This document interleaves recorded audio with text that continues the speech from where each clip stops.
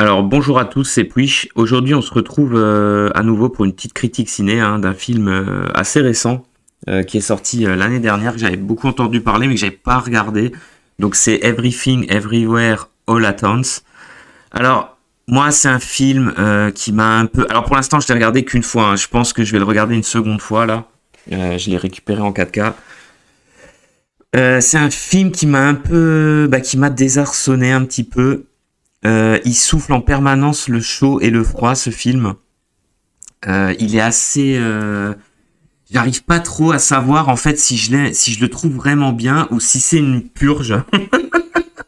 Si c'est une purge au gasoil, parce qu'en fait... ouais, le problème de ce film, c'est qu'il souffle en permanence les deux. Il y a des scènes qui sont vraiment bien. Il y a des scènes qui sont complètement à chier, qui nous font lever les yeux au ciel. Je sais pas trop quoi penser. Donc en fait ce film, alors il met en scène Michelle Yeoh, donc qui joue Evelyn, donc une chinoise qui est venue aux États-Unis, qui a suivi son mari en fait, et ils ont ouvert une laverie comme ça. Alors on comprend qu'ils ont des problèmes financiers. Globalement on comprend que sa vie est un peu le gros bordel. Donc elle a des problèmes financiers avec son mari, c'est pas le top. Son mari qui est Waymon Wang, ou Kwang, je sais plus comment il s'appelle là, Waymon je crois. Il y a un gars super gentil, mais en fait on comprend il est beaucoup trop gentil. Elle a des problèmes avec sa fille. Alors sa fille déjà c'est un des problèmes du film, un des gros problèmes du film. Joy, sa fille, voilà, qui s'appelle Joy, qui est jouée par Stéphanie Tsu. Et alors, elle est insupportable. Alors déjà, l'actrice, elle est complètement à chier. En plus, elle est insupportable. Et elle amène du progrès dans le film qui est vachement chiant. Parce qu'en fait, on comprend tout de suite qu'il y a un souci parce qu'elle est lesbienne. Et donc, sa mère ne l'accepte pas. Alors, ça pourrait être intéressant, hein, c'est pas ça, mais sa mère ne l'accepte pas. Mais tout de suite, en fait, elle nous fait l'ado en pleine révolte. Il y a encore dans la famille, il y a encore son père, donc James Hong. Alors, joué par James Hong, hein, qui s'appelle Gong Gong dans le film. Alors lui, James Hong, c'est un très très gros acteur du cinéma de Hong Kong. Hein. Il a joué dans plein de films, hein, plein de seconds rôles. Il est très connu. Là, dans le film, il fait le vieux acariâtre, gâteux, qui casse les couilles. Il le fait très très bien. Mais en fait, tous ces personnages, comment dire. Donc le point de départ du film, c'est ça. C'est une famille en bordel qui va pas. Et en fait, le jour où le film démarre, elle a rendez-vous chez son conseiller financier là. Elle a rendez-vous chez le fisc en gros, hein. Et donc elle a sa contrôleuse financière qui est jouée par Jamie Lee Curtis, qui lui casse les burnes. Et en gros, elle est au bord de la faillite. Et il va y avoir, à partir de ce moment-là, une succession d'événements complètement fous. C'est très difficile en fait d'expliquer le scénario de ce film. En fait, en gros, un de ses doubles dans un monde parallèle. Donc c'est un film sur les univers parallèles, hein. Bon, c'est ça qui est assez fascinant dans le film. Un de ses doubles dans un univers parallèle a créé en fait une technologie qui permet à une personne dans un monde de prendre le contrôle d'une personne dans un autre monde, tant qu'on est la même personne. Et en fait, on va comprendre très vite qu'il y a quelqu'un en fait qui voyage à travers tous ces univers parallèles pour essayer de créer une espèce de fin du monde, quoi. Et en fait, son mari, donc elle va rencontrer son mari d'un univers parallèle, va venir la trouver, va lui dire qu'ils ont besoin d'elle pour remettre en fait de l'ordre dans tout ce chaos. Et le film va être un espèce d'énorme bordel. En fait, il dure 2h20, il est assez long. Honnêtement, les 40 premières minutes, on est un peu perdu parce qu'on comprend pas. Le film nous donne, en fait, pendant tout le film, finalement, il nous donne un petit peu les clés pour le comprendre. Mais c'est pas tellement... moi, je trouve que c'est pas super bien fait. Alors après, au niveau de la réalisation, il y a une inventivité de tous les instants. Donc ça, c'est très appréciable. Parfois, c'est pour nous montrer de la merde, hein. Parfois, c'est n'importe quoi.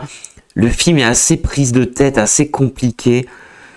Moi, je l'ai trouvé autant fascinant que chiant, en fait. C'est ça qui est fou. Parce que parfois, justement, elle va pouvoir voir des univers parallèles où elle a fait d'autres choix, notamment un univers où elle n'a pas suivi son mari, un univers où elle a étudié les arts martiaux au travers de différentes séquences, un univers où elle est une star, justement.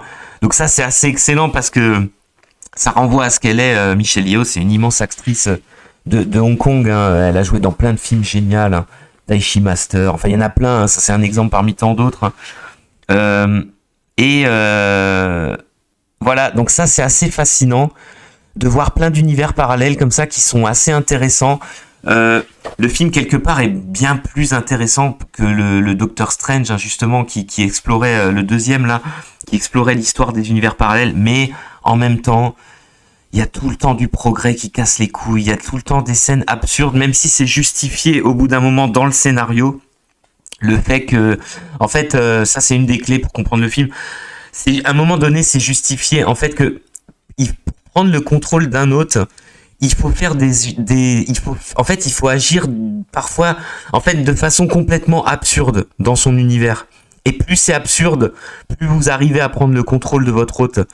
Donc ça c'est un truc au début on comprend pas, on se dit mais c'est n'importe quoi. Alors il y a plein de séquences il y a pas mal de séquences aussi de combats, d'action qui sont sympathiques, qui sont bien filmées, même si voilà, il y en a, elles sont souvent gâchées par des trucs absurdes, notamment. Notamment, je vais pas tout révéler, je vais pas spoiler, hein, mais notamment toute une séquence de fight avec des mecs avec des trucs dans le cul. Enfin, franchement, mais franchement, quand vous voyez ça, vous dites, mais oh putain, mais tellement 2022, hein, j'ai envie de dire. Donc voilà. Après, l'actrice qui joue sa fille, elle est omniprésente dans le film, elle est insupportable. T'as juste envie de la gifler, t'as envie qu'elle meure, t'as envie qu'elle disparaisse. Vraiment, putain, elle est insupportable dans le film.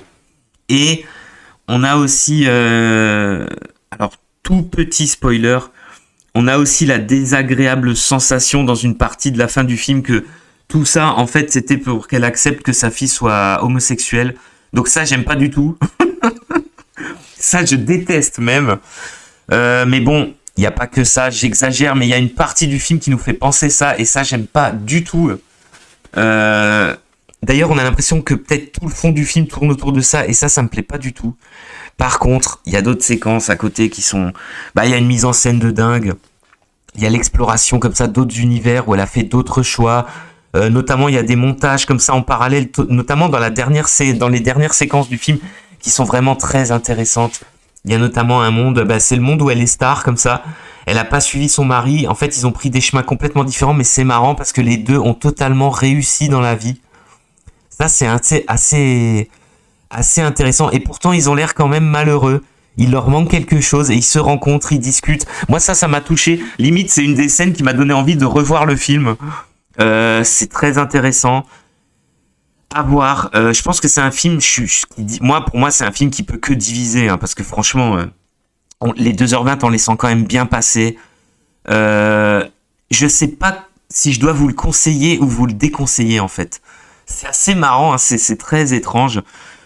Voilà, un film en tout cas qui m'a déconcerté, qui m'a décontenancé, qui m'a mis un peu... il m'a laissé quoi, je ne sais pas trop quoi en penser. Tour à tour, j'ai dit non mais c'est de la merde, et tour à tour, je me suis dit ah mais franchement c'est vraiment pas mal. Donc voilà, en tout cas, un film qui intrigue, un film sûrement à voir, j'imagine, à voir au moins une fois, si vous êtes curieux. Par contre, il y a juste un truc que je voulais rajouter.